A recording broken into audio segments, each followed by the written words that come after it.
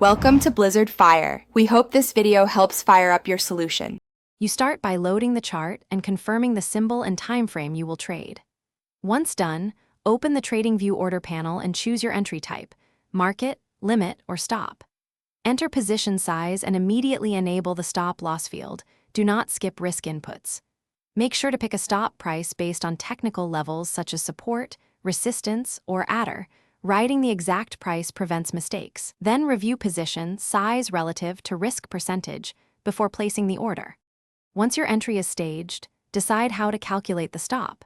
Fixed price, pips, or volatility-based using ATR. This explains why stops differ by instrument. Then place the stop by typing the price into the order ticket or dragging the stop line on the chart for visual precision. Make sure to set order parameters like slippage tolerance and time in force, GTC or GTD. You should always recalc your position size after the stop level to keep risk at your target percentage. You finalize by monitoring the active order and preparing to manage the stop. When price moves favorably, move the stop to break even or use a trailing stop to lock profits. Make sure to watch order confirmations and the broker connection. TradingView sends orders to your broker, so confirm execution in the broker account. If a stop fails to trigger, check the order type, market hours, margin availability, and connection status. These are the usual culprits when stops don't execute.